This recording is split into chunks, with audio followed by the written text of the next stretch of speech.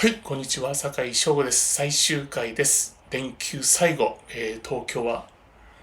すごい雨が降ってます。強くなったり、ちょっと小降りになったり。本日はマザー2の T シャツでやっております。いろんな、レスポンスありがとうございます。お答えしていきたいなと思ってます。まず、YouTube の方に入ってる方から、ヌヌノイジーさんからですね。後半に書いてあること、8ビットオーディオと一部関係する質問があります。GBA や NDS、ゲームボーイアドバンスと任天堂 DS のことですかね。などのゲーム機には PSG モジュールが搭載されており、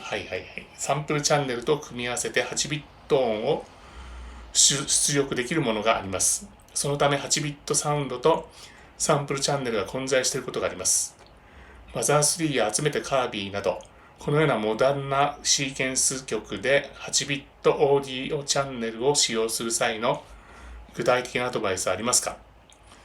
はい、ですね。確かにそうなんです。ゲームボーイアドバンスには、8ビット、いわゆる PSG ですね。区形波や三角波ノイズといった、いわゆる8ビット機の時代のモジュールがそのまま載ってます。で、当然ゲームボーイアドバンスのカートリッジをさせる DS にもそういったものが載ってると思うんですけども、実を言うとですね、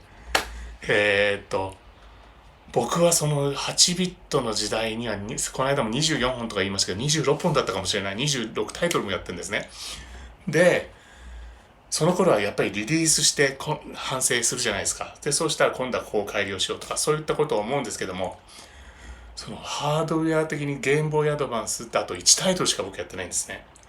で、DS でも1タイトルしかやってない。反省する間もなく、次の新しいハードウェアの勉強が始まっちゃうんで、正直言うとね、ハードの仕様、ここを今度は改良しようかなとか、そういうことをね、考えなかったので、印象が実を言うと薄い。なので、ゲームボーイアドバンスのハード使用書ってきっと当然公には出てると思うんですけども、何音だったかなって今思ってて、まあその PSG 部分が3音プラスノイズっていうのが載っていて、他にサンプリングできるものが12音がマックスだったかな。とりあえず僕は6音で作ろうっていう、マザー3の時は6音ぐらいで作曲しようというようなことを心がけてました。例えば、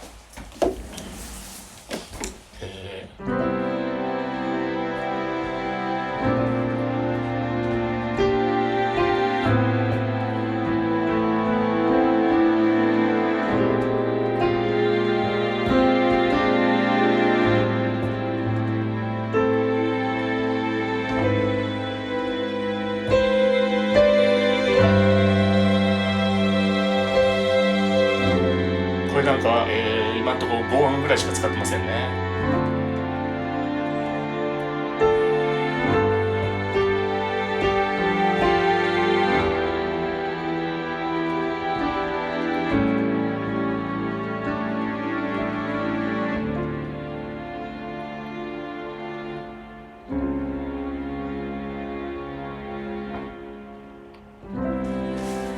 多分、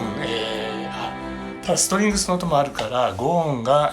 ストリングスを全部使うんじゃなくて上の方だけ使って3音ぐらい足してっていうことをやって多分6、7音ぐらいで抑えてると思います。当然効果音、あそこは効果音そんななんないのかな。とにかくあの当時は、6音ぐらいで作曲するってことを心がけてました。はい、でその時ですね、PSG との兼ね合いで言うと一番とにかく使いにくいなと思ったのは音量差なんです。このサンプリングの音と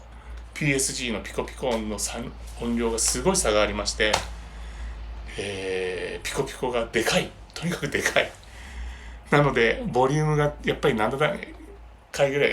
当然ミディでベロシティ入れられるんですけども、変わらないんですね。127入れても100入れても変わらなくて、100入れたら変わるかな。とりあえずどっかの段階で急にコクッと変わるんですよ。それが7段階ぐらいに分かれていて、その扱いがとにかく難しかったですね。とりあえずボリューム的には3ぐらいまでしか使えなかったっていうのがあります。あとツイッターの方でいただいているようなことを最終回お疲れ様でした。ラノカさん。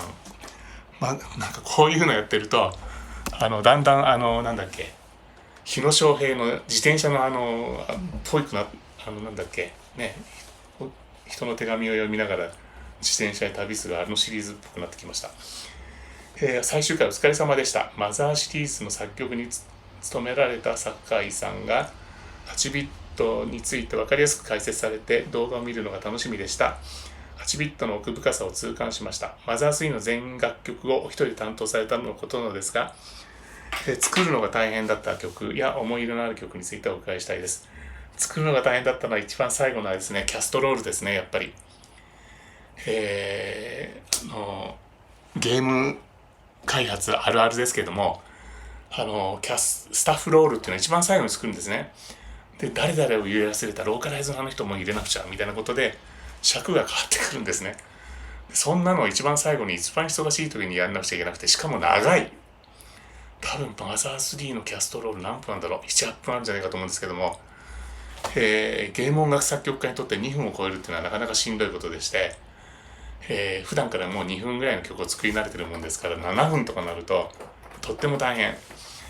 それが大変でした。はい、続いて、ブリッパーさん、もう一つ先の質問か。先にいい質問かどうかわからないが、好きなロックンロールバンドは何ですか？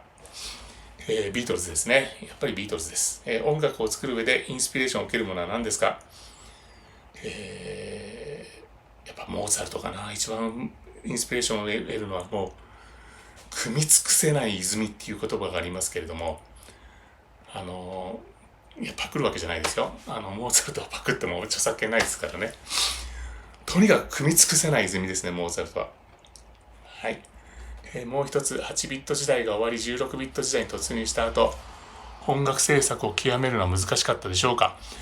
？16ビットぐらいまで、スーパーファミコン何タイトルぐらいやったんだろうな。16ビットまでは一つのハードを何度も何度も、いろんなタイトルでやって改良していった記憶があります。次はこうしよう、次はこうやればもっとうまくいく、こうやれば容量節約できる、こうやるといい音が出るっていうノウハウを貯めていくことができたんですが、それ以降はもう本当にあれですね、1ハード1タイトルぐらいのペースでとにかく開発に時間がかかるようになってきたんで、最近のゲームは。なので、16ビット時代に突入した後、音楽制作を極めるのは難しかったか。8が16になったからといって難しいことはないんです。その8ビット機、16ビット機っていうのは僕はどういうことかよくわかんないんだけども、CPU が一度に処理できるビット長の話じゃないかなと、今勝手なこと言ってますよ、素人が。と思っていて、そんな性能には、ゲーム機の性能っていうのはそこじゃないかなと思っているんで、ただ音としてはいい音出すための工夫っていうのは、いつの時代になっても大変で、ただやっぱりその一つのハードで何タイトルかやっていくと改良が加えられるんだけどなっていうのはいつも思いますね。はい。ちょっと待ってください。8ビットで作曲する自由さと楽しさを語ってほしい。あなたの個人的なアプローチについて話し合ってみませんか？機会があれば話し合いましょう。ぜひ。あとですね、そう。ツイッターについてのお答えはそのくらいで。今日のアルファベットの綴りから音階を得て作曲っていうことなんですけども、すごく僕は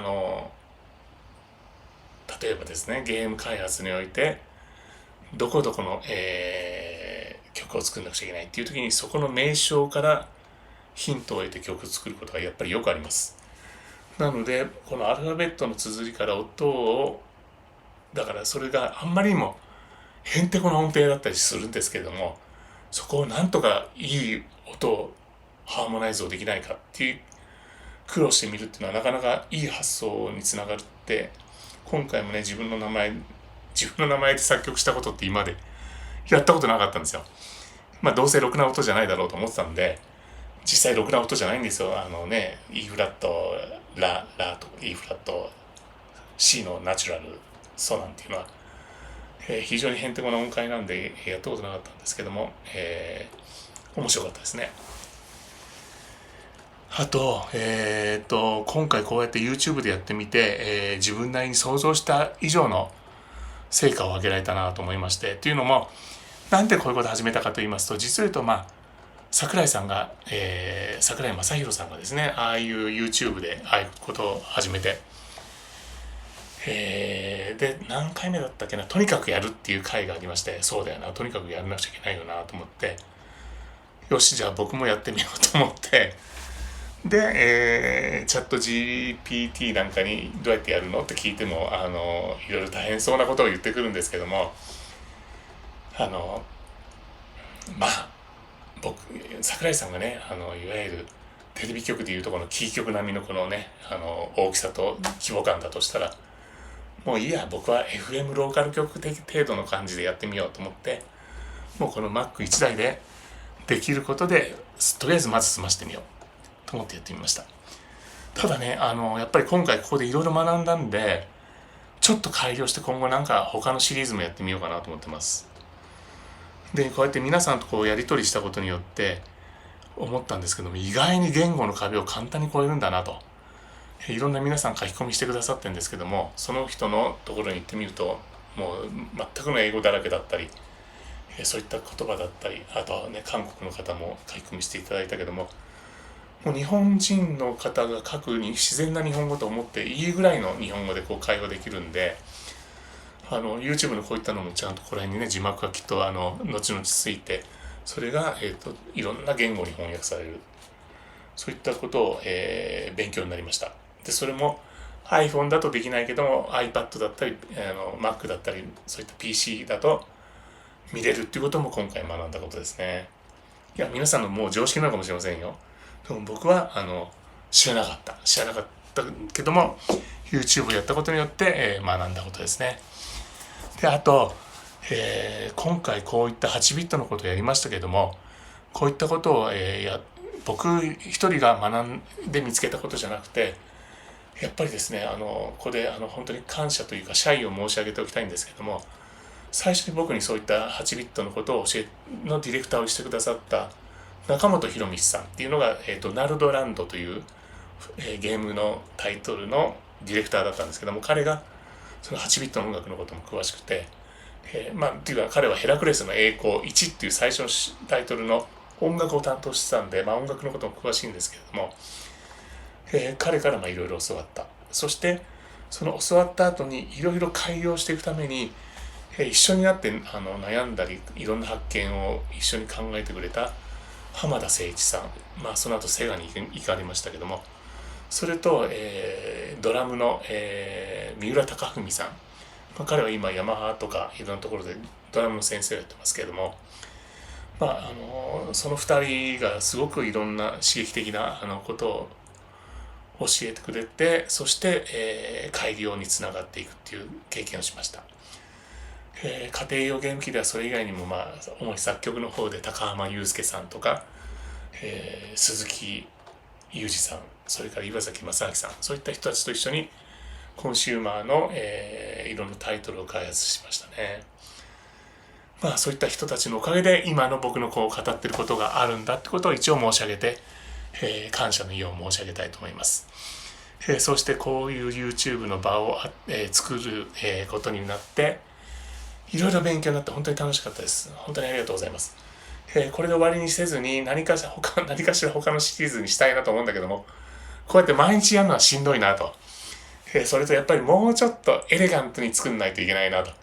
寝っ転がったり、もうなんかもうね、猫ちゃんが登場したりとかっていうのが、おいで、よいしょ、よいしょ。猫が今日登場してないことを思い出しました。はい。というようなことで、今日は終わりたいと思います。さようなら。バイバーイ。またお会いしましょう。バイバイ。怒ってる。ちょっと待って。止めんのどれ。